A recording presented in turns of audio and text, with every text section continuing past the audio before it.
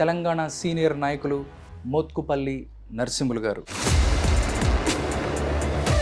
Full loaded గన్నులాగా కనిపించిన మోత్కుపల్లి నరసింహులు అన్నని చూశాను.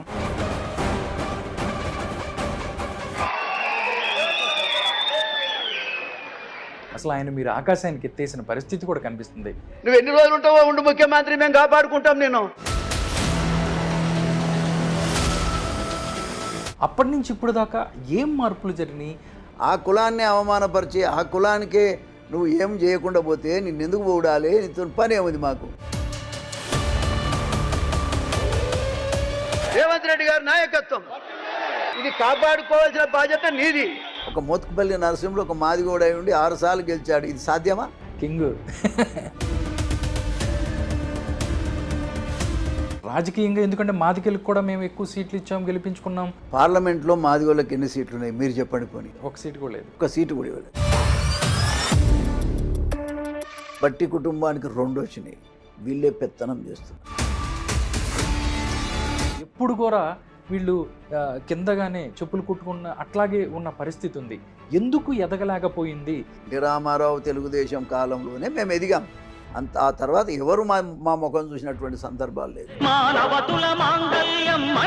ఇక్కడి నుంచి మీ కార్యాచరణ ఎలా ఉండబోతుంది? మాదిగ మహాశక్తి ఏ విధంగా ప్రజల్లోకి వెళ్తుంది? రాజకీయమైనటువంటి శక్తిని మాదిగ జాతికి తీసుకురావటమే ఈ మాదిగ మహాశక్తి యొక్క లక్ష్యం. ఏమో సార్, వీళ్ళని బడగొడితే ఆటోమేటిక్గా మాకు గౌరవం వస్తుంది. ఒక 10 ఎకరాల భూమిలో మాదిగ భవనం ఒకటి కట్టియాలి.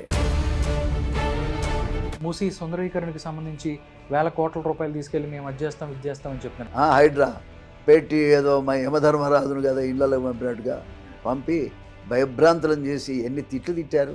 నువ్వు చంద్రబాబు నాయన కింద చేసిన గులాంగిరి బచ్చగాని నువ్వు. ఆ తిట్లు తిన్నాక పదవిలో ఉండాలా? ఆయన కింద బూట్లు మోసినావు నువ్వు. గలీజ్ తిట్టినంతవరకు ఏ ముఖ్యమంత్రిని తిట్టలేదు ప్రజలు. ఊడగొట్టేది అదే. ఓకే, మతం మారిన వాళ్ళకి రిజర్వేషన్లు వర్తించదు అని చెప్పి ఎవరైతే సుప్రీంకోర్టు చెప్పింది, ఎవరన్నా దగ్గర పిలిచిన వాళ్ళ దగ్గరికి పోతే మీకేమి నొప్పా? అందులో ఓటానికి కారకులు ఎవరు? మీరే కదా. కేసీఆర్ని ఏదో చెడు కూడా ఆడుకోవాలంటే మోత్కుపల్లి నరసింహులు వచ్చాడంటే దడదడలాడించి స్టేట్ గవర్నమెంట్ చేయాల్సిన డిమాండ్స్ నేను అడిగాను. 10 ఎకరాల భూమి ఇస్తే నీ మూల్యం పోయిందా? నీ ఇంటదా ఇంతదా అని ఎవరిదన్నా?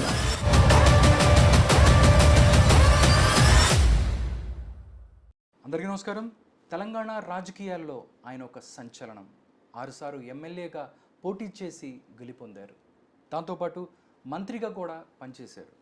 కానీ ఉన్నది ఉన్నట్టు మాట్లాడటం ఆయన నైజం. దానికోసం ఆయన ఎంతవరకైనా వెళ్తారు. దానికి సంబంధించి ఎన్నో ఆటుపోట్లు కూడా ఎదుర్కొన్నారు. ఆయనే తెలంగాణ సీనియర్ నాయకులు మోత్కుపల్లి నరసింహులు గారు.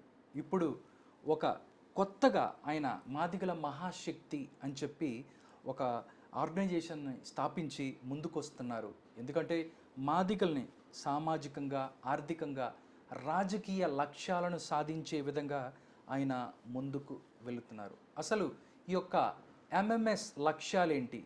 రానున్న ఎన్నికల్లో ఏ విధంగా మోత్కుపల్లి నరసింహులు గారు ముందుకు వెళ్ళబోతున్నారు? ఈ విషయాలు మనతో మాట్లాడటానికి మోత్కుపల్లి గారు ఉన్నారు. సార్తో మాట్లాడదాం, మరిన్ని విషయాలు తీసుకుందాం. నమస్కారం గురుగారు. తమ్ముడు సార్, చాలా రోజుల తర్వాత మళ్ళీ ఫుల్ లోడెడ్ గన్నులాగా కనిపించిన మోత్కుపల్లి నరసింహులు అన్నని చూశాను. మాదిగల మహాశక్తి అని చెప్పి మీరు ఒక ఆర్గనైజేషన్ స్థాపించి ముందుకెళ్తున్నారు. మీ జెండా చూసాము. ఎజెండా ఏంటి? ఏ విధంగా మాదిగల యొక్క ఆర్థిక, సామాజిక, రాజకీయ లక్ష్యాలను మీరు సాధిస్తారు? చాలా సంతోషం తమ్ముడు. ముఖ్యంగా వ్యవస్థలో ఇప్పుడు ఇండియన్ సొసైటీలో ఈ వ్యవస్థలో అంతా కుల వ్యవస్థ. ఈ కుల వ్యవస్థ గబ్బులో అసలు ఈ దేశానికి, రాష్ట్రానికి, మనుషులకు సేవలు చేసేటువంటి జాతులు నష్టపోతున్నాయి. దాంట్లో మాదిగ జాతి ఒకటి. ముఖ్యంగా స్వతంత్రం వచ్చి 78 సంవత్సరాలు అయినప్పటికీ మాదిగలు ఎక్కడ ఉండాల్సిందో అక్కడే ఉన్నారు. ఎక్కడేసిన గోంగడ అక్కడే ఉంది. కాబట్టి నేను కూడా ఇప్పుడు 6 సార్లు గెలిచాను. ఒకసారి ఇండిపెండెంట్గా గెలిచాను. ఎవరన్నా ఎవరు కాదన్నా తొక్కుకుంటూ పైకి వచ్చినటువంటి వ్యక్తిని. కానీ వ్యవస్థలో నా కులం మరీ తెలంగాణ వచ్చినాక ఇది అగ్రవర్ణాల పాలవుతుంది, ఇది దొరలకు మాత్రమే మేలు జరుగుతుంది, తెలంగాణ రావటం వల్ల పేద వర్గాలకు ఏం ఒరగదు, ఏ విధంగా లాభం జరగదు అని చెప్పినోడిని నేను. మంచి మూమెంట్లో కూడా చెప్పిన నేను. కానీ ఇష్యూ ఏంటంటే ఇది కేవలం సీఎం పదవి కోసం చేసినట్టుగానే ఉంది తప్ప పేద ప్రజల కోసం చేసినట్టుగా లేదు ఉద్యమం. ఓకే. ముఖ్యంగా 1200 మంది బిడ్డలు చనిపోయారు. ఆ సెంటిమెంట్ తోటి పాపం చాలామంది నష్టపోయారు. కానీ ఎవరికి ఏమి ఒరిగింది ఏమి లేదు. ఎవరు త్యాగాలు చేసి మరి జనాన్ని కొరగబెట్టింది ఏమి లేదు. అయినప్పటికీ మరి ముఖ్యంగా మాదిగ కులం తెలంగాణ వచ్చినాక ఎవరు పట్టించుకున్నోడు లేడు పాలకులు. కాబట్టి సరే అటు కేసీఆర్ పరిపాలన అయిపోయింది. ఇప్పుడు రేవంత్ రెడ్డి గారు వచ్చారు. ఈ రేవంత్ రెడ్డి గారి పరిపాలనలో వాస్తవంగా నేను కాంగ్రెస్లోనే ఉన్నా. అయినప్పటికీ ఎన్నోసార్లు చెప్తూ వస్తున్నా నేను. కానీ పట్టించుకున్న నాదులు లేడు. పాలకులేమో ఎవరైతే మరి పార్టీకి సంబంధించినటువంటి నాయకులు పెద్ద నాయకులు అంతా ఢిల్లీలో ఉంటారు. వాళ్ళు తీసుకునే నిర్ణయం వేరేగా ఉంది. ఇక్కడికి వచ్చేటప్పటికి ఆ నిర్ణయం మారిపోతూ ఉంది. ఉదాహరణకి కాంగ్రెస్ పార్టీ అధిష్టానం ఏమంటుంది, ఒక కుటుంబానికి ఒకటే సీట్ అని చెప్తుంది. అదే ఇక్కడికి వచ్చేటప్పటికి ఒక సీటుకు ఈవెన్ రిజర్వేషన్లలో కూడా ఒక్క సీటు కాదు కదా 3 సీట్లు ఒక ఇంట్లో వచ్చినాయి. ఎవరు వివేక్ వాళ్ళ కుటుంబానికి, తర్వాత బట్టి కుటుంబానికి 2 వచ్చినాయి. అంటే గుర్తపట్టుకున్నట్టు స్వతంత్రం వచ్చిన కాడికి వెళ్ళి వీళ్ళే పెత్తనం చేస్తున్నారు. ఇది చాలా బాధాకరమైన విషయం. ముఖ్యంగా వాళ్ళు అధికారం చెలాయిస్తారు. ఒక కుటుంబంలో 3 టికెట్లు తీసుకోగలుగుతున్నారు. ఎట్లా తీసుకోగలుగుతున్నారు? ఎవరు ఇస్తున్నారు? ఇవి ఏ రకంగా జరుగుతుంది అంటే పైన చూస్తేనేమో ఒక సీటే ఇవ్వాలంటారు, కిందికి వచ్చేటప్పటికి 3, మరి ఇక్కడ 2, 5 సీట్లు వాళ్ళకు 2 కుటుంబాలకి తీసుకున్నారు. ఇప్పుడు పరిపాలనలో కూడా ఒక ఆయన డిప్యూటీ సీఎం, ఇంకొక ఆయన మంత్రి. అసలు మాదిగోళ్ళకు చోటే లేని పరిస్థితి. ఓకే. తర్వాత అధిష్టానం కూడా వాళ్ళ మాటే వింటుంది. మాదిగలు ఇవాళ రెడ్ల పరిపాలన లేరు, మాలల పరిపాలన కింద ఉన్నట్టుగా అనిపిస్తూ ఉంది.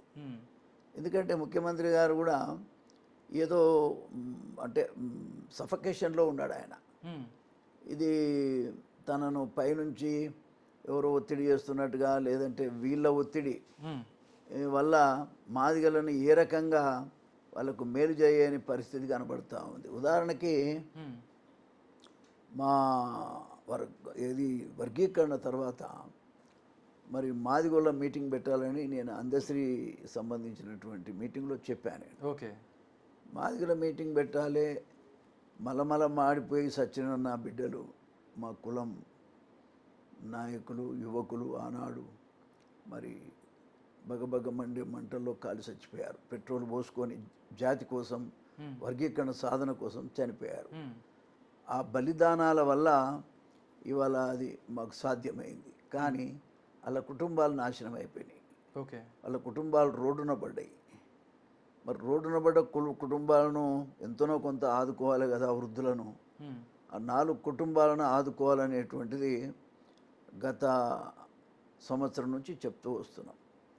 ముఖ్యమంత్రి గారు మాదిగోళ్ళ మీటింగ్ పెట్టాలి, మరి వాళ్ళకు ఒక కుటుంబానికి 1 కోటి రూపాయలు ఇవ్వాలి, వాళ్ళు చనిపోయిన వాళ్ళ పేరు మీద ఒక స్తూపం కట్టుకోవాలి. అదేవిధంగా ఈ ఎంఆర్పిఎస్ తరపున పోరాటం చేసిన వాళ్ళు చాలా కేసులు ఉన్నాయి కొన్ని. ఈవెన్ మందకృష్ణ పేరు మీద కూడా ఒక కేసు ఉంది, ఆయన మీద కూడా ఒక కేసు ఉంది. ఈ కేసులన్నీ కొట్టేయాలి. ఓకే. ఒక 10 ఎకరాల భూమిలో మాదిగ భవనం ఒకటి కట్టేయాలి. అన్ని కులాలు తీసుకున్నారు. కమ్మోళ్ళు తీసుకున్నారు, కాపులు తీసుకున్నారు, రెడ్లు తీసుకున్నారు, మన మన వీళ్ళు ఎవరు వెలమోళ్ళు కూడా తీసుకున్నారు. అందరు తీసుకున్నారు. కానీ మా మాదిగ వాళ్ళు 70 లక్షలు ఉన్నటువంటి మాదిగ కులాన్ని లెక్క చేయని తనంతో ఇవాళ వాళ్ళని చూస్తూ ఉన్నారు. వాళ్ళ మాటకు విలువ లేదు, ఆ జాతికి విలువ లేదు. కేవలం ఓట్ల బ్యాంక్ కింద చూస్తున్నారు తప్ప మనుషులుగా చూడటం లేనటువంటి పరిస్థితి కనబడుతూ ఉంది. ఇది తీవ్రంగా నేను దీన్ని ఖండిస్తూ ఉన్నా. ఓకే, ఇవాళ వాళ్ళకి ఏదో ఒక న్యాయం చేద్దామంటే మాదిగల మీటింగ్ పెట్టాలని నేను అందశ్రీ మీటింగ్లో ఓపెన్గా చెప్పాను. ఈ డిమాండ్స్ అన్ని చెప్తూ పెట్టమని చెప్తే ఈవెన్ మాలోళ్ళ మీటింగ్ కూడా పెట్టమని చెప్పాను నేను. కానీ అటు మాదిగోళ్ళది పెట్టుకోలేకపోవడానికి కారణం ఏమిటి అంటే ఈ బట్టి విక్రమార్కనే అడ్డం పడుతున్నాడు. వీళ్ళకి పెడితే మళ్ళీ వాళ్ళకి పెట్టాలి, వాళ్ళకి పెడితే వాళ్ళు ఏమడుగుతారో అనే దాని మీద ఇది పోస్ట్ పోన్ అవుతుందనేది బయట ప్రచారం ఉంది. ఓకే, ఇది నేను తీవ్రంగా ఖండిస్తున్నా. ముఖ్యమంత్రి అయినట్టు మరి ఆయన మస్తుగా మాటలు మస్తున్నాయి తప్ప అవి కోటలు దాటలేం లేదు కదా. ఇవాళ నేను ఏదైనా ఆయన మాటలకు విలువ రావాలంటే ఖచ్చితంగా కొన్ని పేద వర్గాలకు సంబంధించిన డిమాండ్స్ అన్నీ కూడా సాల్వ్ చేసినప్పుడే అది సాధ్యమవుతుంది. ఓకే, కాబట్టి నేను అనేది ఏంటంటే మరి ఆయన పని విధానంలో ఈ వర్గాలకు మాత్రం ఏ రకమైన మేలు జరగటం లేదు. అందుకే ఇక చూసి చేయగలిగింది ఏముంది, అధికారం ఉన్నోని దగ్గరికే కదా ఏదైనా జరుగుతుంది. మేము 70 లక్షల మంది ఉన్నా, ఓట్ల శక్తి మా దగ్గర ఉన్నా మా మాట ఎవడింటలేడు కదా. అసలు మేమే ఓట్ల శక్తిగా మారితే ఎట్లా ఉంటుంది? అందుకనే ఈ ఓట్లు 70 లక్షల మంది ప్రజలు ఉన్నటువంటి మేము అసలు మేమే ఒక సంస్థ ఏర్పాటు చేసుకొని ఒక రాజకీయ శక్తిని మరి ముఖ్యంగా సంపాదించుకోవాలన్నటువంటి అభిప్రాయంతోనే ఈ మాదిగ మహాశక్తి అనేటువంటిది ఏర్పాటు చేశాను. మొన్న జెండావిష్కరణ కూడా చేశాను. 70 లక్షల మంది చేత పట్టుకొని ముందుకు పోయే జెండా అది. అంటే 1000 ఏనుగుల బలమున్న జెండా ఈ మహాశక్తి జెండా, ఈ మాదిగ మహాశక్తి జెండా. దీన్ని మా శక్తి ఏమిటో, మా తడాకేమిటో రాబోయే కాలంలో రాజకీయ పార్టీలకు మా రుచి చూపిద్దామనేది నా అభిప్రాయం. ఓకే సార్, మాదిగ మహాశక్తి అనేది రాజకీయ పార్టీయా లేకపోతే ఒక ఆర్గనైజేషన్ ఏంటి, ఏ విధంగా ముందుకు తీసుకెళ్తారు మీరు? ఇది ఒక రాజకీయ పార్టీలతో సమానమైన పద్ధతిలో ప్రయాణం చేస్తుంది. దీంట్లో రాజకీయ పార్టీ కాదు, కానీ అయినా సరే రాజకీయ, ఎందుకంటే ఓట్లే కదా సార్, ఓట్లతోనే కదా. కాబట్టి రాబోయే కాలంలో ఏ పార్టీ మమ్మల్ని ఓన్ చేసుకుంటుందో ఆ పార్టీ అధికారంలో ఉంటుంది. ఉదాహరణకి కాంగ్రెస్ పార్టీ కనుక ముందుకు వచ్చి మా డిమాండ్లన్నీ తీర్చి మా కులానికి సంబంధించిన సమస్యల మీద వాళ్ళు కన్సర్న్ చూపెట్టగలిగితే ఖచ్చితంగా కాంగ్రెస్ పార్టీకి సపోర్ట్ చేస్తాం.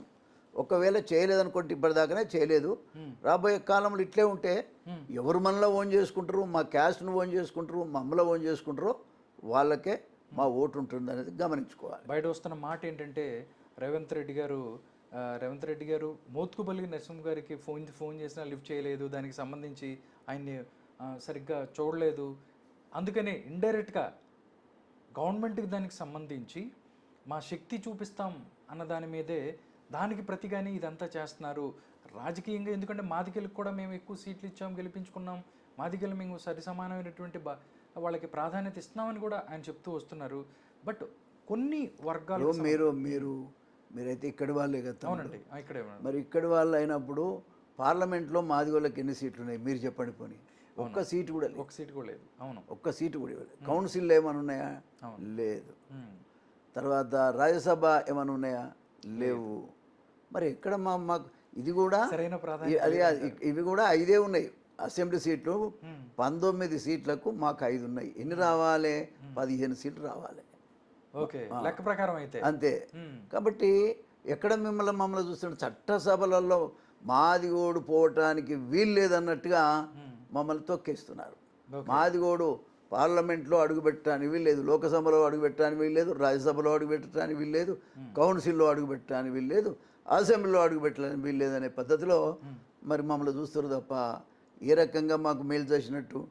చట్టసభలలో రాజ్యాధికారానికి దగ్గరగా ఎవరుంటే ఆ కులమే బాగుపడదు. దాంట్లో మాలవాళ్ళు కూడా వాళ్ళకి అవకాశం ఉంది, వాళ్ళు అట్లా చేసుకున్నారు, బతికారు.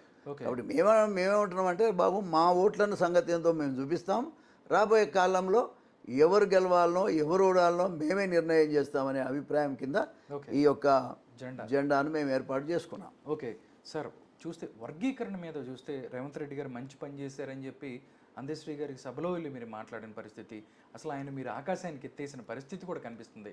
అప్పటి నుంచి ఇప్పుడు దాకా ఏం మార్పులు జరిగినాయి? అంత భరోసా ఉన్న ఒక వ్యక్తి దాని తర్వాత కాకుండా ఇంకా దానికి నా సంబంధించి మాటల్లో అదొకసారి పెట్టుకొని చూడండి మీరు. అదే నా మాటలు అలా పెట్టుకొని ఓకే, భూమి మీద ఇంతవరకు ఎవడు కూడా అంత గౌరవంగా మాట్లాడి అంత శక్తినిచ్చినోడు కూడా ఎవరు లేరు. మీరు భరోసా ఇచ్చింది కూడా ఎవరు, ఎందుకంటే నాకు కులం ఉంది కాబట్టి ఆ రకమైన భరోసా ఇచ్చా. అవును. ఆ కులాన్ని అవమానపరిచి ఆ కులానికే నువ్వు ఏం చేయకుండా పోతే నిన్నెందుకు పోడాలి, నీతో పని ఏముంది మాకు, నిన్నే మాది అనుకుంటామయ్యా, నువ్వు మీటింగ్ పెట్టమని చెప్పాను. నువ్వే మాలన్నావు, నువ్వే రా మమ్మల్ని ఓన్ చేసుకోమని చెప్పాను నేను. ఓకే. నాయకునికి మంచి మనసు ఉండాలని చెప్పాను నేను. కాబట్టి ఆయనకు మంచి మనసు లేదు, మమ్మల్ని ఓన్ చేసుకునే పరిస్థితి లేడు. కాబట్టి పైన ఉన్నటువంటి బట్టి విక్రమార్క, ఎవరైతే వివేక్ వెంకట స్వామి, ఇద్దరు కూడా వర్గీకరణకు వ్యతిరేకస్తులు వాళ్ళు. కాబట్టి వాళ్ళు మాదిగలకు వ్యతిరేకంగా కనబడుతున్నారు. వాళ్ళు దళిత జాతి అనే అభిప్రాయంలో వాళ్ళు ఉండగలిగితే ఇదంతా రాదు. వాళ్ళకు లేదు. మొత్తం దళిత జాతులకు మేము నాయకులమైన పరిస్థితులు లేరు, కేవలం మాలోళ్ళకే వాళ్ళు రిప్రజెంటేటివ్ అన్నట్టు కనబడుతుంది. ముఖ్యంగా మాదిగలను కౌంటర్ చేసి రకరకాలుగా హింసించి వాళ్ళ సమస్యలు పరిష్కారం కాకుండా చూస్తున్నారు. ఇది చాలా బాధాకరమైన విషయం. కాబట్టి నేనేమంటా అంటే మాల కులస్తులు కనుక ముందుకొచ్చింటే ఈ సమస్య రాదు.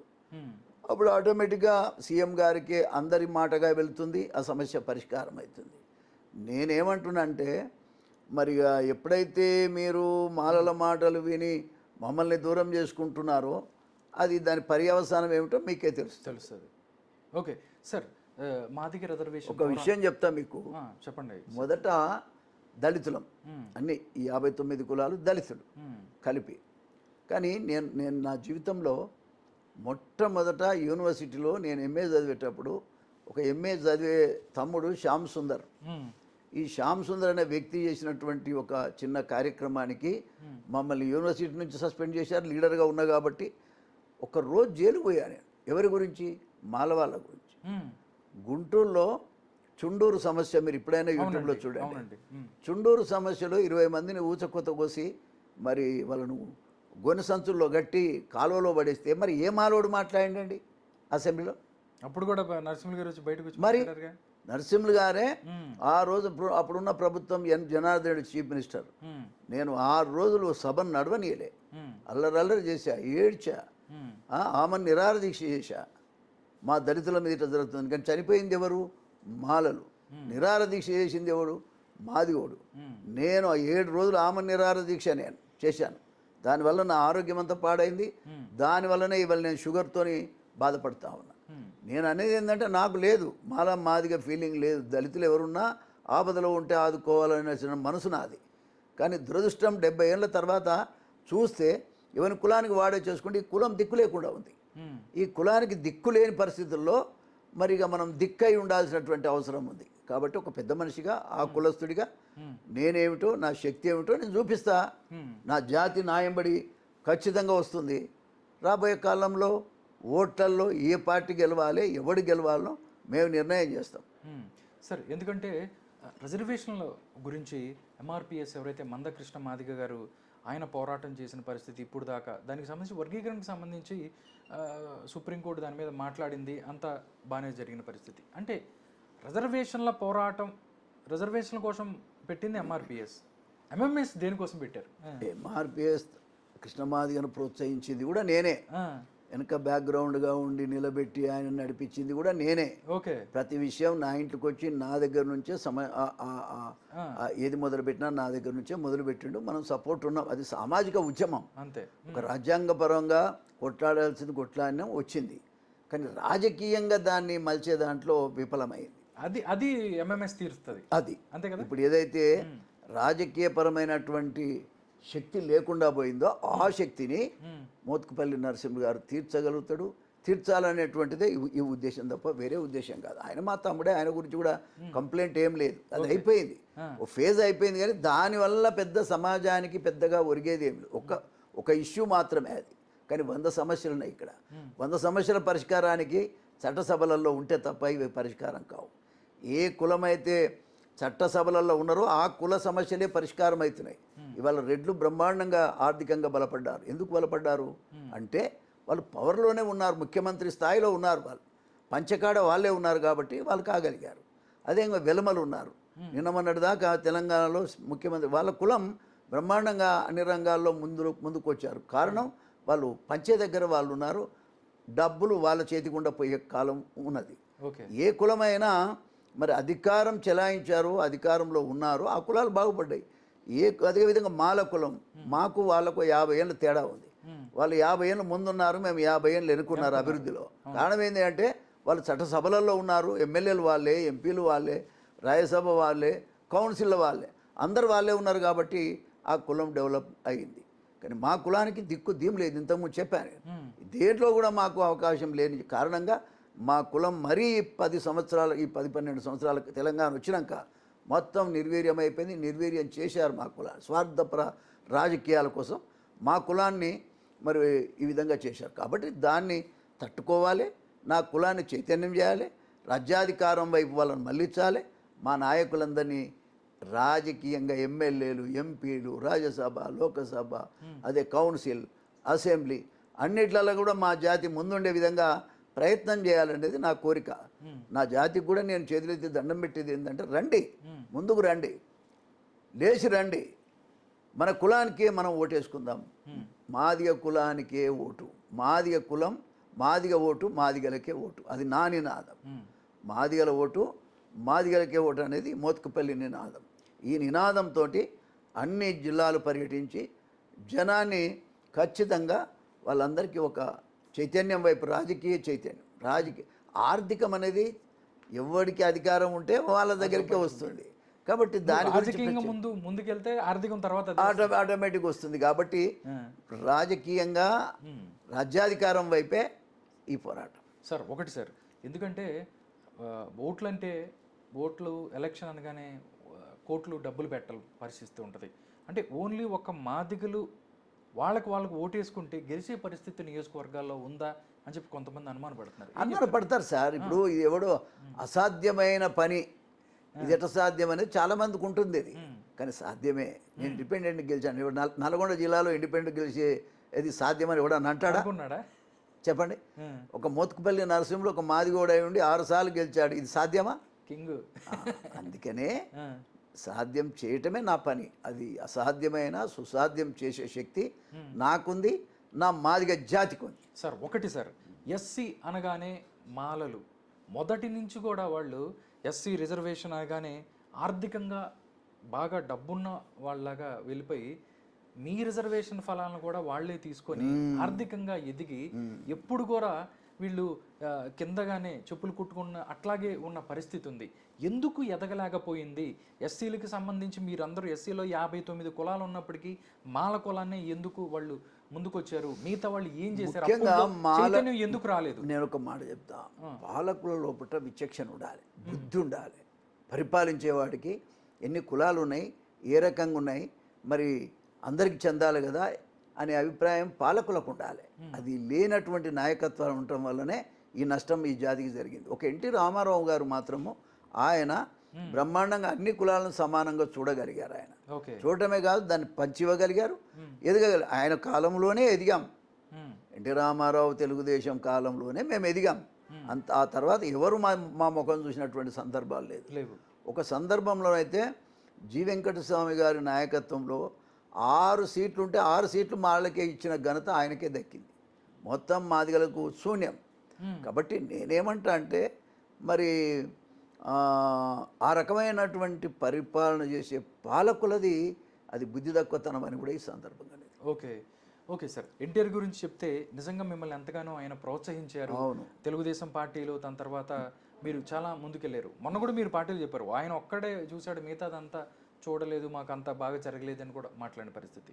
ఆయన దగ్గర దీనికి సంబంధించి ఈ రిజర్వేషన్ కార్డు లేకపోతే వీటి గురించి ఎప్పుడైనా మీరు ప్రస్తావించారా? పెద్ద ఆయన దగ్గర ఆయన ఏం చెప్పేవాళ్ళు? నేను చాలా దగ్గర ఆయనకి. నా మ్యారేజ్ ముహూర్తం పెట్టాడు, ఆయనే రాసిచ్చాడు ముహూర్తం. ఆ తర్వాత నా మ్యారేజ్కి వచ్చాడు, మ్యారేజ్ హాల్ బుక్ చేశాడు. ఆ కాలంలో హాల్లో లేవు కదా. అవును. 85లో హాల్స్ ఎక్కడ ఉన్నాయి? మ్మ్. ఈ యొక్క ఫంక్షన్ హాల్స్ ఉంటే ఇక్కడ మన ట్యాంక్ బండ్ కింద వెంకట్రామరెడ్డి హాల్ ఉంటుంది. మ్మ్. ఆ హాల్ బుక్ చేశాడు, నా మ్యారేజ్ చేశాడు. మ్యారేజ్ డిన్నర్ కూడా మరుసటి రోజు నాకు ఇచ్చాడు. నేను మర్చిపోలేను. అందుకే ఆయన యొక్క నా కులం నా జాతికి మేలైంది, నాకు మేలైంది, గౌరవించాడు. అంటే ఆ కులాల్లో ఎవరినో మహేంద్రనాథ్ ఉండే, మ్మ్. మహేంద్రనాథ్ అని మహబూబ్నగర్ ఉండే, మహబూబ్నగర్ నుంచి మా కులస్తుడు, నీతిమంతుడు, నిజాయితీపరుడు, ధర్మాత్ముడు ఆయన. అటువంటి నాయకునికి ఆయనకు ఆర్థిక మంత్రిత్వ శాఖ ఇచ్చాడు, రెవెన్యూ మంత్రిత్వ శాఖ ఇచ్చాడు. ఆయన ఎంతో గౌరవించాడు.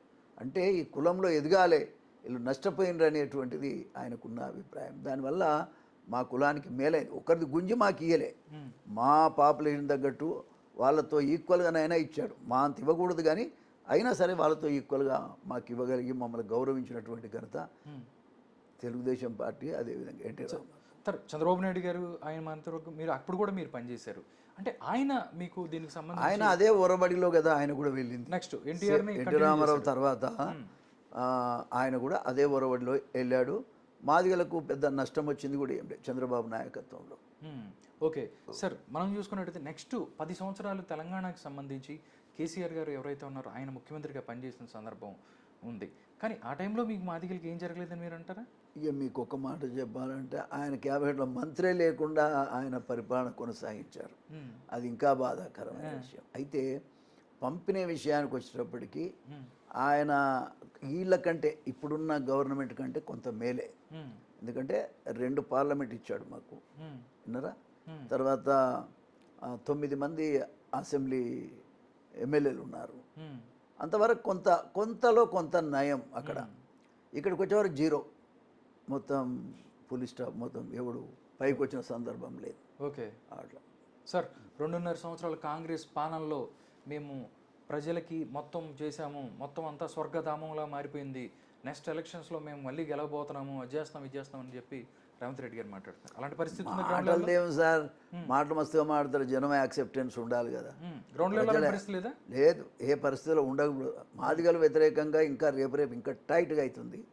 ఆ గవర్నమెంట్ కూడా రాదు. ఓకే, ఇప్పుడు వాళ్ళు సెట్ చేసుకుంటే నేను చెప్పలేను. గెలిపియగలిగేది ఒక మాదిగోళ్ళే కాంగ్రెస్ పార్టీని. ఓకే, ఆ మాదిగోళ్ళే దూరమైన ఏడికెళ్ళి గెలుస్తారు సార్ వీళ్ళు. ఏ పరిస్థితులు కూడా గెలవరు. ఓకే, మూసీ సుందరీకరణకి సంబంధించి వేల కోట్ల రూపాయలు తీసుకెళ్ళి మేము అది చేస్తామని చెప్తున్నారు. దానికి సంబంధించి ప్రతిపక్షాల వైపు నుంచి కూడా చాలా వాళ్ళు మాట్లాడుతున్న పరిస్థితి. దాని మీద మోత్కుపల్లి గారి మూసీ సుందరీకరణ అనేది మంచిదే కానీ అడ్వాన్స్గా ఏం చేయాలంటే అక్కడ నష్టపోతున్న జాతులని ఓదార్చి వాళ్ళకి తగిన ఏర్పాట్లు చేయాలి అంతే. సుందరీకరణ చేస్తే నష్టమేమన్నా, చేస్తే మంచిదే. అది చుట్టుపక్కల ఉన్న వాళ్ళకి వాసన రాకుండా అవుతుంది, అంతే కదా సార్. మొత్తం రాష్ట్రం అంతా రాదు కదా అది. అయితే కూడా ఆ పని మంచిదే కానీ చేసే పద్ధతి బాగలేదు. ఏందో అదేం దాన్ని ఏమంటారు, బుల్డోజర్లు పెట్టి హైడ్రా పెట్టి ఏదో మా యమధర్మరాజును కదా ఇళ్ళలో పంపినట్టుగా పంపి భయభ్రాంతులను చేసి ఎన్ని తిట్లు తిట్టారు. ఆ తిట్లు తిన్నాక పదవిలో ఉండాల. చాలా ఎంత గలీజ్ తిట్టి ఇంతవరకు ఏ ముఖ్యమంత్రిని తిట్టలేదు ప్రజలు. చాలా గలీజ్గా తిట్టారు. అంటే హైడ్రా అనేది కాంగ్రెస్ పార్టీకి మైనస్ అని చెప్తారా మీరు? అవును కదా, కాంగ్రెస్ పార్టీకే మైనస్. ఆ డెసిషన్ కరెక్ట్ కాదు. అయితే అందరినీ కూర్చుండబెట్టి వాళ్ళని ఓదార్చి వాళ్ళ అవసరం తీర్చినాక ఇచ్చేస్తే ఏం బాధ. కానీ సడన్గా ఇళ్ళ మీద పోయి ఒక రాక్షసునిలాగా అక్కడ ఈ బుల్డోజర్లు పెట్టుకొని నీళ్ళని కూలగొడతామంటే మాత్రం చాలా తీవ్రమైన పరిణామం ఉంటుంది ఇప్పటికి కూడా. ఓకే, అది చాలా వ్యతిరేకంగా ఉంది సార్. మతం మారిన వాళ్ళకి రిజర్వేషన్లు వర్తించదు అని చెప్పి ఎవరైతే సుప్రీంకోర్టు చెప్పింది, దానికి సంబంధించి మందకృష్ణ మాదిగ గారు మొన్న ఒక ప్రెస్ మీట్ పెట్టి మాట్లాడారు. కానీ వాటి మీద బ్రాహ్మణ సంఘాలు కొంతమంది వచ్చి ఆయన నుంచి మాట్లాడిన పరిస్థితి. నిజంగా ఈ యొక్క సినారియోని ఎలా చూస్తారు మోత్కుపల్లి గారు? ఇప్పుడు మిగతా విషయాలు ఎట్లున్నా ఈ వ్యవస్థలో కుల వ్యవస్థ, ఈ వ్యవస్థలో నష్టపోయింది మాదిగలు. విన్నరా?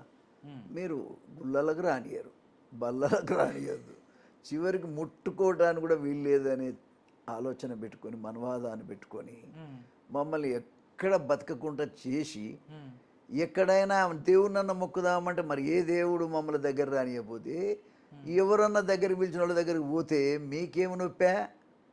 మీకేం నొప్పి? అందులో ఓటానికి కారకులు ఎవరు? మీరే కదా. మొదట మీరు సరిగండి, కుల వ్యవస్థను ఎత్తేయండి. కుల వ్యవస్థ మంచిది కాదని చెప్పండి. ఎవడు మాట్లాడినా సరే కుల వ్యవస్థ ఉండకూడదు, పెట్టిన గాడిద ఎవడని మాట్లాడండి. మరి అప్పుడు కానీ ఈ సమస్య పరిష్కారం కాదు. ప్రతి మనిషికో దేవుడైతే కావాలి. మరి దేవుడు కావాలన్నప్పుడు మరి మీరు మారాలి. మీరు ముందుకొచ్చి ఈ కుల వ్యవస్థ మంచిది కాదని చెప్పాలి. ఆ కుల వ్యవస్థను పక్కకు నెట్టే ప్రయత్నం చేయాలి, దాన్ని లేకుండా చేసే ప్రయత్నం చేయాలి. అందరిని మీరు దగ్గర తీసుకోవాలి. అప్పుడు హిందూ వ్యవస్థ కూడా బాగుపడుద్ది, తప్పేమున్నది. కానీ ఇక్కడ పాయింట్ ఏంటంటే మీరు గుళ్ళకి రానియరు, బల్లెకి రానియరు, చదువుకోనియరు. ఇవన్నీ ఎన్ని ఏళ్ళ నుంచి సఫర్ అయితే అంబేద్కర్ ఇచ్చినటువంటి ఈ ఓటు హక్కు వల్ల కదా సార్ మేము ఇంత మాత్రం బతకగలుగుతున్నాం. లేకపోతే ఎవరు మా దగ్గరికి రాగలిగారు, ఎవరు మమ్మల్ని ముట్టుకోగలిగారు, ఎవరు మమ్మల్ని బాగుపడమని చెప్పగలిగారు చెప్పండి. కాబట్టి నేనేమంటా అంటే తప్పు ఎవరిది? తప్పు ఖచ్చితంగా మరి ఎవరైతే అగ్రకులం వాళ్ళు ఉన్నారో, కులాన్ని పాటించేవాడు ఎవడున్నాడో వాడు సరి చేసుకోవాలి. వాళ్ళు కనుక సరి చేసుకోగలిగితే పెద్ద ప్రాబ్లం ఏమి. ఎందుకు పోతారు వేరే దాంట్లో పార్టీ, వేరే క్రిస్టియానిటీలకు పోరు, దేంట్లోకి పోరు. తప్పు మీ దగ్గర ఉంది. వాళ్ళ ఓదార్పు కోసం వాళ్ళు వెళ్తున్నారు, వాళ్ళ తప్పు ఎక్కడ ఉంటుంది? కాబట్టి వాళ్ళు మతం మారినంత మాత్రాన వాళ్ళు ఏమైపోతారు? వాళ్ళు కూడా ఎస్సీలే కదా. ఎస్సీలు గుడికి పోతున్నారు, మాదిగలు గుడికి పోతున్నారు, మాలలు గుడికి పోతున్నారు. మాలలు మాదిగోళ్ళు అంటారే కానీ వాళ్ళని అగ్రకులం అంటారా? అన్నారు కదా. అటువంటిప్పుడు మీకెందుకు నొప్పి? ఎందుకు ఆ రకంగా మాట్లాడుతున్నారు? ఏదేమైనా మొన్న ఇచ్చినటువంటి సుప్రీంకోర్టు ఇచ్చినటువంటి తీర్పు మరి ఎందుకు ఇచ్చారో కానీ అది కొంచెం బాధాకరమైనటువంటిది మా కులాలకు. ఓకే, దానివల్ల అయితే ఇబ్బంది ఉందంటారు? ఉంది, ఖచ్చితంగా ఉంటుంది. ఓకే సార్, ఎందుకంటే 2028లో తెలంగాణలో ఎలక్షన్ రాబోతుంది. దానికి సంబంధించి మనం ఒకసారి చూసుకున్నట్టయితే ఇక్కడి నుంచి మీ కార్యాచరణ ఎలా ఉండబోతుంది? మాదిగ మహాశక్తి ఏ విధంగా ప్రజల్లోకి వెళ్తుంది? ఎందుకంటే 70 లక్షల మంది మీకు ఎవరైతే మీ ఓటర్లు ఉన్నారో దానికి సంబంధించి ఏ విధంగా ముందుకెళ్తారు? ఏ విధంగా కార్యక్రమాలు చేపట్టి వాళ్ళని ముందుకు తీసుకెళ్ళగలుగుతారు? ఇగో బ్రదర్, నేను అన్ని జిల్లాలు తిరగదలుచుకున్నా, అన్ని వాడలు తిరగదలుచుకున్నా. అవసరమైతే పాదయాత్రలు చేయాలనుకుంటున్నా, అవసరమైతే బస్సు యాత్రలు చేయాలనుకుంటున్నా. ఇంకా 2.5 సంవత్సరాలు ఉంది కదా, టైం చాలా ఉంది. కాబట్టి ఈ లోపల మరి దీని నిర్మాణం కూడా చేసుకోవాల్సినటువంటి అవసరం ఉంది. ఇదంతా చేస్తాను. చేసి ఖచ్చితంగా రాజకీయమైనటువంటి శక్తిని మాదిగ జాతికి తీసుకురావటమే ఈ మాదిగ మహాశక్తి యొక్క లక్ష్యం. ఓకే, రాజకీయంగా అన్ని రంగాల్లో మాదిగలు ఉండేటట్టుగా చేయటం. ఏమో సార్, వీళ్ళని బడగొడితే ఆటోమేటిక్గా మాకు గౌరవం వస్తుంది. ఓకే, కాబట్టి మరి కాంగ్రెస్ పార్టీ సరి చేసుకుంటే బ్రహ్మాండంగా ఉంటుంది దాంట్లో. ఓకే, వాళ్ళు సరి చేసుకొని ఒకసారి. ఎందుకంటే సార్ ఇక్కడ చూస్తే తెలుగుదేశం పార్టీలో మీరు సీనియర్ నాయకులుగా ఉన్నారు అంతకుముందు. దాని తర్వాత రేవంత్ రెడ్డి గారు కూడా అక్కడే పనిచేసి ఇప్పుడు వచ్చిన పరిస్థితి ఉంది. కానీ ఎందుకు ఆయన కసి ఉంది? మాదిగోళ్ళకేమో మాటలు చెప్పాలి, మాలోళ్ళకేమో చేతలు చేయాలన్నట్టు. వాళ్ళకేమో రాజ్యాధికారం ఇస్తాడు, మాకేమో ఏది అంటారు కదా ఉత్త చేతులు చూపిస్తాడు మాకు. ఓకే, అంటే మమ్మల్ని ఈజీగా మేము లొంగిపోతాం కదా సార్ మా జాతి. అందుకని ఏదో కవ్వింపు చేసి సంతోషితో 4 మాటలు చెప్తే అయిపోద్ది అనుకుంటున్నాడు, కానీ ఇక ముందు సాధ్యం కాదు. ఓకే, ఎందుకంటే సార్ ఇప్పుడు టీఆర్ఎస్ పార్టీ అంటే కవిత గారు ఎవరైతే ఉన్నారో ఏప్రిల్ 25న వాళ్ళు కొత్త రాజకీయ పార్టీ స్థాపించబోతున్నారు. దానికి సంబంధించి మేము బీసీలకి మంచి చేస్తాం, లేకపోతే ఇంకొకరికి మంచి చేస్తాం అంటూ కూడా వాళ్ళు బయటకు వస్తున్న పరిస్థితి కనపడుతుంది. ఏం చెప్తారు సార్ ఇది? అంటే ఆవిడ బయటకు వచ్చి ఒక రాజకీయ పార్టీ పెడుతుంది, మీ అందరూ నా వెనక నడవాలని చెప్తుంది. ఒక సీనియర్ నాయకులుగా తెలంగాణకి సంబంధించి మీరు ఎలా విశ్లేషిస్తారు? ఇప్పుడే కదా సార్ ఆమె ముందరికి వచ్చింది, ఏం జరుగుతుందో ముందు చూద్దాం కదా. ఇప్పుడు ఎందుకు తొందర ఎందుకు? ఆమె మీద నేను ఒక సీనియర్ నాయకుడుగా నేను ఆమె మీద ఇప్పటికిప్పుడు నేను కామెంట్ చేయలేను. నేను టైం ఉంది, మాట్లాడతాను. ఓకే, విధి విధానాలు ఏంటని బయటకు వచ్చిన తర్వాత మాట్లాడతాను, అంతే కదా. అప్పుడు కూడా కాదు, టైం ఉంటుంది ఇంకా దానికి. ఇష్యూ ఏమిటంటే సరే వాళ్ళకి వ్యక్తిగతమైన కోపం ఉన్నది, మరి అది ఎంత దూరం పోతుంది, ఏం జరుగుతుంది అనేది చూసి కొంచెం మాట్లాడదాం తప్పకుండా. ఒకటి మాత్రం నేను చెప్పగలుగుతా, చెప్పండి. వాళ్ళిద్దరూ తండ్రి బిడ్డలే కదా సార్ కదా. ఏ రోజైనా ఓటయ్యే అవకాశం ఉంది, అవుతారేమోననేది నేను అనుకుంటున్నా. అయితే కూడా మరిగా ఆమె ఎంతవరకు ప్రజలు ఆమెను యాక్సెప్ట్ చేస్తారనేది చూద్దాం. ఓకే, 5 రాష్ట్రాల సంబంధించి ఎలక్షన్స్ జరుగుతుంది దేశంలోనే. నెక్స్ట్ చూసుకున్నట్టయితే ఒక రకంగా చూస్తే బీజేపీ అస్సాం, దాంతోపాటు వెస్ట్ బెంగాల్, దీనికి సంబంధించి కొన్ని చోట్ల కేరళలో కాంగ్రెస్ పార్టీ ఎట్లా అని చెప్తున్నారు. నిజంగా ఈ 5 రాష్ట్రాల ఎలక్షన్ మీద మీ ఓవర్ ఏంటి సార్? పశ్చిమ బెంగాల్ విషయానికి వస్తే మమతా బెనర్జీ 2 సార్లు సీఎం అయింది. అవునండి. ఇది 3వసారి, అంతేనా? అవును సార్. జనరల్గా ఇప్పుడు టీఆర్ఎస్ కూడా ఎట్లా ఓడిపోయింది? 10 సార్లు, 2 సార్లు గెలిచారు, 3వసారి ఓడిపోయింది. అంతకంటే పశ్చిమ బెంగాల్లో ఉన్నటువంటి మాజీ చీఫ్ మినిస్టర్ ఉండే, ఎవరు, సిపిఎం పార్టీ, జ్యోతి బస్. ఆయనకున్న పేరు కనుక మమతా బెనర్జీ గారు సంపాదించుకుంటే గెలుస్తుంది. ఆ తరహా ప్రేమ అభిమానాలు ప్రజల్లో ఉంటే, లేదంటే ఓడిపోతుంది. అయితే ఇష్యూ ఏమిటి అంటే కాలం అనేది ఎల్లప్పుడూ ఒక తీరుగా అయితే ఉండదు. వినరా? అంటే ఆ మనిషి పరిపాలన చేసే మనిషి యొక్క తత్వం ఎట్లా ఉందనేది ఈ ఎన్నికలను బట్టి తెలుస్తుంది. 3వసారి గెలవడం అంటే గ్రేట్. ఓకే. ఆమె చేసే పరిపాలన మీద ఆధారపడి ఉంటుంది, అంతే కదా సార్? అవును. ఓకే, నెక్స్ట్ చూసుకున్నట్టయితే దాని తర్వాత మనం చూస్తే తమిళనాడు ఎలక్షన్స్లో కూడా అక్కడ డిఎంకే ఉంది, దాంతోపాటు విజయ్ వచ్చి అక్కడ పొలిటికల్గా ఒక కొత్త స్ట్రాటజీని తీసుకొస్తున్నారు. దానికి సంబంధించి ఏమన్నా మీరు తమిళనాడు రాజకీయాలు ఎప్పటి నుంచో చూస్తున్నారు, ఏమైనా ఎఫెక్ట్ చూపించే అవకాశం ఉందా విజయ్ అక్కడ? విజయ్ అనేటువంటి వాడు మరి సినిమా గ్లామరు ఉంది, చాలా బాగున్నట్టుగా చూస్తున్నాం, పత్రికల్లో టీవీలో కూడా చూస్తున్నాం. మార్పు జరిగితే మంచిదే. అక్కడ మార్పు జరిగితే దాన్ని బట్టి ఇక్కడ మన ఆంధ్రప్రదేశ్ కానీ తెలంగాణలో కూడా మార్పులు జరగడానికి అవకాశం ఉంది, దాని ఎఫెక్ట్. కాబట్టి ఖచ్చితంగా అక్కడ ఏదైనా మార్పు జరిగితే మంచిదే. ఓకే. ఈరోజు చూసుకున్నట్టయితే సార్, పక్క రాష్ట్రం ఏదైతే ఉందో ఆంధ్రప్రదేశ్కి సంబంధించి అమరావతిని శాశ్వత రాజధానిగా తీసుకొని వచ్చి అక్కడ ఒక గెజెట్ పార్లమెంట్లో 2 సభల్లోనూ పాస్ చేసి ఈరోజు ఒక గెజెట్ కూడా బయటకు వచ్చిన పరిస్థితి. ఎలా చూస్తారు సార్? అంతకుముందు మీరు టీడీపీలో ఉన్నారు, చంద్రబాబు నాయుడు గారి నాయకత్వంలో అక్కడ వాళ్ళు సెలబ్రేషన్ చేసుకుంటారు పరిస్థితి. అమరావతి మీద ఒక సీనియర్ నాయకులుగా తెలంగాణకు సంబంధించి మీరు ఎలా విశ్లేషిస్తారు? జగన్మోహన్ రెడ్డి ఓడిపోవటానికి కారణమే రాజధాని. అవునా? అరే, పరిపాలన చేసేటోనికి రాజధాని లేకుండా పరిపాలన ఎట్లా చేస్తారు? అసలు రాజ్యాంగంలో రాజధాని లేదంటున్నాడు గురుగారు ఆయన. రాజ్యాంగం ఉన్న పక్కన పెట్టు. మనిషి అనేవాడు ఒక రాష్ట్రం ఉంటే దానికి ఒక రాజధాని ఉండాలి. మరి రాజధాని లేని పరిపాలన ఆయన ఒక్కడే చేశాడు, ఎవడు చేయలేదు. జగన్మోహన్ రెడ్డి చేశాడు, దాంతోనే ఆయన ఓడిపోయాడు. చెప్పాలంటే ఆయన ఓడిపోయిందే రాజధాని గురించి. మూడు రాజధానులు ఉన్నాయంటాడు, ఇంకేమో చెప్తాడు. అది ఎవరు నమ్మరు సార్. అట్లా అభివృద్ధి చేయి, అంతటా చేయాల్సిందే. కానీ రాష్ట్రం అంటూ దానికి ఒక రాజధాని అంటూ ఉండాలి. దానివల్లనే జగన్మోహన్ రెడ్డి గారు దెబ్బతిన్నారు. ఓకే. రీసెంట్గా నిన్నేదో అంటాడు, మావిగన్నని పెట్టుకోండి, మచిలీపట్నం, విజయవాడ, గుంటూరుని కలిపి, అంటే రకరకాలుగా. ఇంకొక మాట కూడా అన్నాడు ఆయన, అంటే ఆయనకు స్థిరీకరణ లేదు. ఆయన మనసులో ఒక దృఢ సంకల్పం అంటూ ఏం లేదు. ఓకే. చంచలత్వం ఉంది జగన్మోహన్ రెడ్డికి. అది మానుకుంటే యువకుడు ఆయన ఇంకా చాలా చేసుకోవచ్చు కదా. అర్థం కాలే.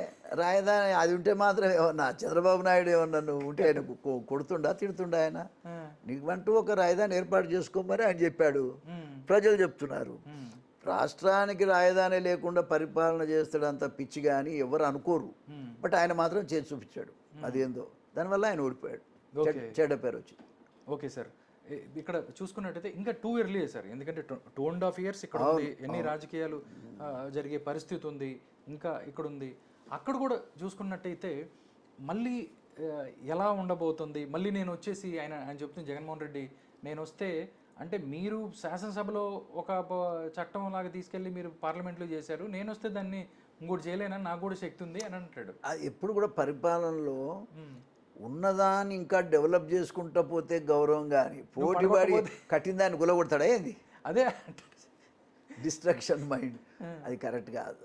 ఆయన ఏది ఉంటే దాన్ని అంగీకరిస్తూనే. చూడు, మొన్న ఆయన ఎవరు, మన స్టాలిన్, జయలలితకు సంబంధించిన ఏ స్కీమ్ను కూడా ఆయన ముట్టుకోలేదు. జాగ్రత్త తీసుకెళ్ళాడు కదా. ఆయన జాగ్రత్తగా ముందు తీసుకుపోయాడు, అఖిలపక్షం వేసుకున్నాడు, నిమ్మలంగా ఆయన మీద ఏ అలిగేషన్ లేదు. వాస్తవంగా చాలా మంచి పరిపాలన చేశాడు.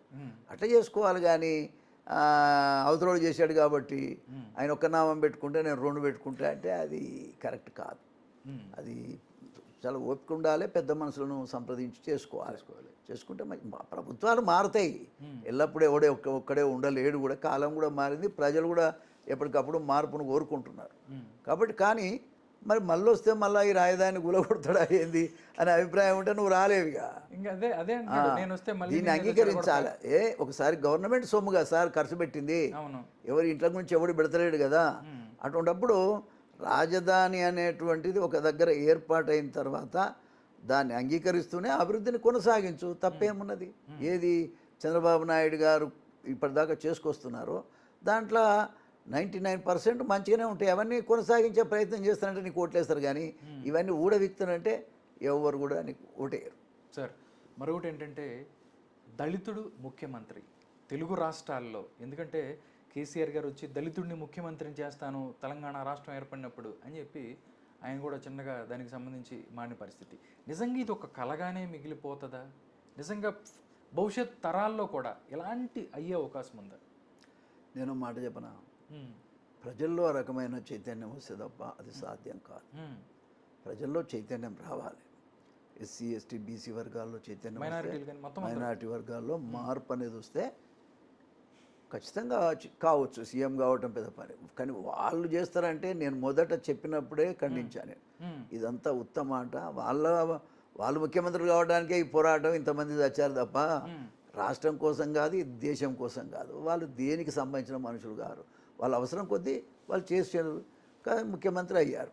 కానీ మన వర్గాలకు చేస్తారనేది అబద్ధం. అది అబద్ధం చెప్పి వాళ్ళు ముఖ్యమంత్రులు అయ్యారు. అంతేగాని మిమ్మల్ని ఓటు బ్యాంక్ గానే ఉపయోగించుకుంటున్నారు. అంతే అంతే అంతే అందరూ అంతే. ఓకే, తెలంగాణకి సంబంధించి చూసుకున్నట్టయితే సార్, కాళేశ్వరం ప్రాజెక్టు సంబంధించి ఇక్కడ ఒక కొత్త సిచ్యువేషన్ ఉంటుంది సార్. కాంగ్రెస్ పార్టీ అంటది బీఆర్ఎస్ బీజేపీ దోస్తులు అంటారు, వీళ్ళు అంటారు మీరిద్దరు దోస్తులు అంటారు. కాళేశ్వరం సంబంధించి వేల కోట్ల రూపాయలు బీఆర్ఎస్ పార్టీ అక్కడ ఏటీఎంలో వాడుకుందని చెప్పి బీజేపీ అంది. బట్ దానికి సంబంధించి తీసుకెళ్లి సిబిఐ ఎంక్వైరీ చేశారు రేవంత్ రెడ్డి గారు అంది. ఇవన్నీ జరుగుతుంది, కానీ ఇంతవరకు నేను అది వస్తే నేను తీసుకెళ్ళి లోపలేస్తానని అన్నారు. ఇవన్నీ చాలా చెప్పాడు రేవంత్ రెడ్డి గారు, కానీ అలాంటి పరిస్థితి కూడా ఏమి ముందుకెళ్ళని పరిస్థితి. అన్న నేను ఒక మాట చెప్పనా, రేవంత్ రెడ్డి గారికి అయితే ఆ ధైర్యం లేదు, మాట లేదబ్బా. ఆయన అరెస్ట్ చేసే ధైర్యం లేదు. ఫోన్ ట్యాపింగ్ లో కూడా తీసుకెళ్ళి లోపలేస్తాను అటుగా సార్. ఇప్పుడు 2.5 సంవత్సరాలు అయిపోయింది. ఇంకో సంవత్సరం పోతే ఎన్నికల ఇయర్ వస్తుంది, అంతే కదా. ఎప్పుడు వేస్తావు, ఎట్లా వేస్తావు? జనం స్ట్రెంత్ పెరుగుతూనే ఉంది కదా, నీ మీద వ్యతిరేకత పెరుగుతున్నా కొద్దీ వాళ్ళకి బలం పెరిగినట్టే కదా. ఎట్లా సాధ్యమవుతుంది? బిగినింగ్ ఏదన్నా చేయగలిగితే బాగానే ఉండే, కానీ ఆయన ఇప్పుడైతే చేసే పరిస్థితి లేదు. అది కరెక్ట్ కాదు, ఆయన చేయలేడు కూడా, ఆ ధైర్యం కూడా ఆయనకు లేదు. కాళేశ్వరంకి సంబంధించి నిజంగా దాంట్లో ఒక సీనియర్ నాయకుడికి అవినీతి జరిగిందని మీరు అసలే జరగలేదని అయితే నేను చెప్పలేను, కానీ వీళ్ళన్నంత జరిగిందని అయితే నేను అనుకోను. విషయం ఏంటంటే ఆ పనిలో అంత కరప్షనే కదా సార్. డబ్బు కావాలి, ఎడికెళ్ళి తీయాలంటే ఎక్కడ ఏదో ఒక దాన్ని ఏమంటే ఒక ప్రాజెక్ట్ నుంచే తీయాలి. అట్లనే వాళ్ళు కూడా కొంత తీసిరేమనేది నాకున్న అభిప్రాయం. తర్వాత ఇప్పుడు సిబిఐ కూడా అప్పగించారు కదా, మరి ఏం తెలుస్తుందో చూద్దాం. ఓకే సార్, 2.5 సంవత్సరాలు ఇక్కడ చూస్తే ఎలక్షన్ ఉంది. ఎందుకంటే ఇప్పటికి కూడా దళితుల మీద దాడులు జరుగుతూనే ఉన్నాయి. దాంతోపాటు ఎవరైతే మాదిగ కమ్యూనిటీకి సంబంధించి వాళ్ళ ఇబ్బందులు పడుతున్న పరిస్థితి కూడా కనబడుతుంది తెలంగాణ రాష్ట్రంలో. ఏదన్నా జరిగితే మోత్కుపల్లి నరసింహులు అక్కడికి వెళ్ళి మాట్లాడతారా? అక్కడికి వెళ్ళి వాళ్ళతో కలిసి నడుస్తారా? ఇక్కడి నుంచి ఈ 2.5 సంవత్సరాల్లో ఏ విధంగా మాదిగలను ముందుకు నడిపిస్తారు? 100% వెళ్తానే.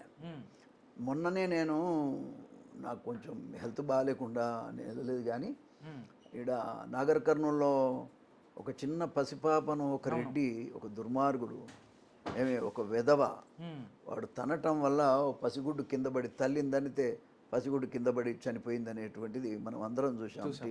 న్యూస్లో కూడా చాలామంది పాపం పోరాటం కూడా చేశారు, కానీ దాంట్లో ప్రభుత్వ స్పందన లేకుండా ఉండటం అనేది బాధాకరమైంది. నేను ఆ పార్టీలో ఉన్నా, ఆ పార్టీకి మచ్చ వస్తే మంచిది కాదు కదా సార్.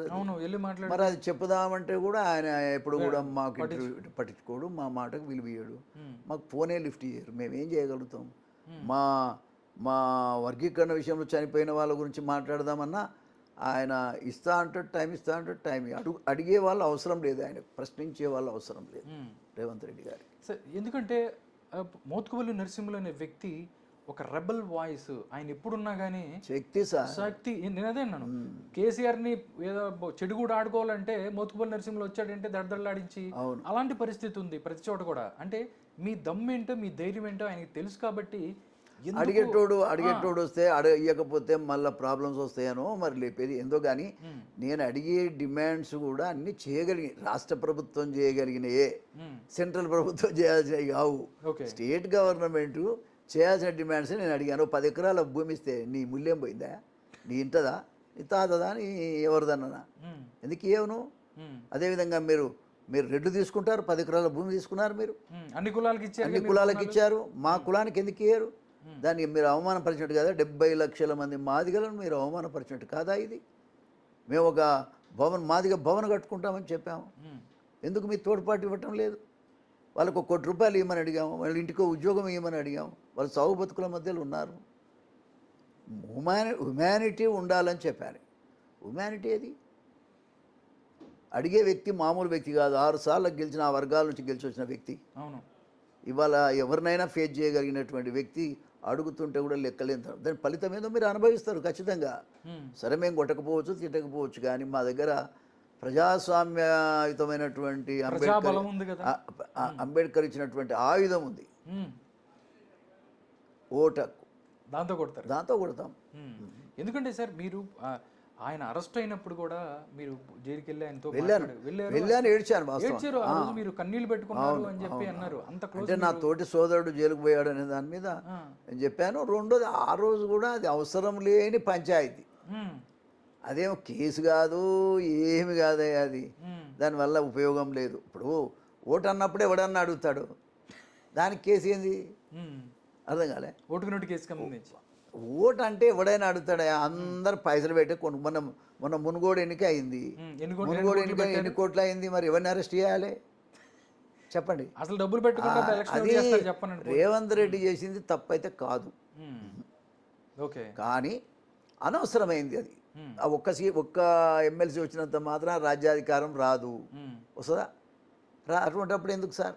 అబ్బా మనం 99 ఉన్నాం, ఇంకొకటి వస్తే మనకు కావాల్సి అంటే అప్పుడు మనం ఇట్లాంటివన్నీ చేయొచ్చు. అసలు మనం దానికి దగ్గరలోనే లేము. అటువంటి పరిస్థితుల్లో ఇట్లాంటి ఆలోచనలు మంచిదిగా. ఓకే సార్, చివరిగా చెప్పండి, ఎంఎంఎస్ లక్ష్యాలేంటి, డిమాండ్స్ ఏంటి, ఏం చెప్తారు మీరు? మళ్ళా అదే అంటే నేను మొదటగానే చెప్పా, మా ఏకైక లక్ష్యం రాజ్యాధికారం. ఓకే, రాజ్యాధికారంలో కూడా భాగస్వామ్యం మేము అడిగేది సార్, భాగస్వామ్యం. మేము అన్ని చట్టసభలలో మేము ఉండి తీరాలి, లోకసభలో 3కు 3 మేము ఉండి తీరాలి సీట్లు, రాజ్యసభలో మేము ఉండాలి. అదేవిధంగా అసెంబ్లీకి వచ్చేటప్పటికి 19 రిజర్వ్డ్ ఉన్నాయి, 19 రిజర్వ్డ్ సీట్లలో మేము ఉండాలి. అది మా లక్ష్యం. అప్పుడే మిగతా అన్ని పరిష్కారం అయిపోతాయి. అంటే మీరు లిస్టు చూస్తే మాదిగ మహాశక్తి డిమాండ్లో ఒక్కొక్కటే నేను చూస్తాను. జనాభా తమాషా ప్రకారం పార్లమెంట్, అసెంబ్లీ, శాసనసభలో మాదిగలకు తగిన సీట్లు ఇవ్వాలి, అంతే అంతే. 2 చూస్తే మాదిగ స్త్రీలకు రాజకీయ చట్టసభల్లో తగిన ప్రాధాన్యత ఇవ్వాలి. జనాభా తమాషా ప్రకారం చేతునిచ్చి మహిళలకు ప్రాధాన్యత కల్పించాలి. ఇప్పుడు ఇట్లాగూ మహిళా బిల్లు వచ్చింది కదా సార్, 36% వాళ్ళకి వస్తుంది కదా. దాంట్లో కూడా మా మాదిగ మహిళలకు పెద్ద ఎత్తున అవకాశం ఇవ్వాలనేది మీరు డిమాండ్ చేస్తున్నారు. 3ది కూడా మనం చూస్తే వర్గీకరణ సాధన కోసం అమరులైన కుటుంబాలకు ప్రభుత్వం ఒక్క కుటుంబానికి ₹1 కోటి ఆర్థిక సాయం అందించి కుటుంబంలో ఒక్కరికి ఉద్యోగం ఇవ్వాలి, ప్రభుత్వ ఉద్యోగం. ఓకే, మాదిగ అమరవీరులకు స్తూపం నిర్మించాలి. దాంతోపాటు మీరు ఇక్కడ నాకు అన్నిటికన్నా నచ్చిందంటే ఎంఆర్పిఎస్ ఉద్యమకారులపై పెట్టిన కేసులు మీరు ఎత్తివేయాలని చెప్పి మాట్లాడారు. నా వాళ్ళు, నా బలగం, నా మాదిగ జాతి. నేను ఆ ఉద్యమంలో ఉన్నా కదా, నేను ఆ ఉద్యమం మొదలుపెట్టిన దగ్గర నుంచి ఎండింగ్ వరకు నేనున్నా సార్. ఈ యొక్క లక్ష్యాల సాధనలో మీరు మందకృష్ణ మాదిగని కలుపుకునే అవకాశం ఉంటుందా? నిన్న కూడా డయాస్ మీద చెప్పినబ్బా, గవర్నమెంట్ మన జగజ్జీవన్ రామ్ జయంతి జరిగింది కదా, మన మంత్రి గారు మీటింగ్ ఏర్పాటు చేశారు. ఆ మీటింగ్లో నేనున్నా, మందకృష్ణ ఉన్నాడు. ఆ మీటింగ్ డయాస్ మీద నేనున్నా, మందకృష్ణ ఉన్నాడు, తర్వాత మా ఆర్ఎస్ ప్రవీణ్ ఉన్నాడు, మంత్రి గారు అయితే ఎట్లా ఉన్నాడు. ఆ మీటింగ్లోనే చెప్పా, రా కృష్ణ ఇక్కడ రా అని మేమిద్దరం ఒక్క దగ్గర నిలబడి చెప్పాను నేను. మనము ఏకం కావాలి, మనకు అన్యాయం ఎవరైతే చేస్తున్నారో వాళ్ళకి బుద్ధి చెప్పాలి, మనం ఏకమైతే మంచిది కృష్ణ చెప్పాను నేను. ఓపెన్గా కలిసి పనిచేద్దామని చెప్పి. ఏమన్నారండి ఆయన రెస్పాన్స్ ఏంటి? ఈ మీటింగ్లో ఏమంటాడు ఆయన? ఓకే సార్, నిజంగా మీ యొక్క ఎంఎంఎస్ ఏదైతే ఉందో మాదిగ మహాశక్తి అనేది, ఇది నిజంగా మాదిగలకు సామాజికంగా, ఆర్థికంగా, రాజకీయంగా వాళ్ళ యొక్క లక్ష్యాలను సాధించాలని, నిజంగా వాళ్ళ లక్ష్యాలను సాధించే దిశగా మీరు ముందుకెళ్ళాలని నేను కోరుకుంటున్నాను. ఆల్ ది బెస్ట్ నరసింహులు గారు. నమస్కారం. అన్నా నమస్తే. చాలా సంతోషం, చాలా సంతోషం. మీ దయ, మీ ఆశీర్వాదం ఈ చిన్న వర్గాల మీద ఉండాలి. థ్యాంక్ యూ తమ్ముడు. నమస్కారం అన్న.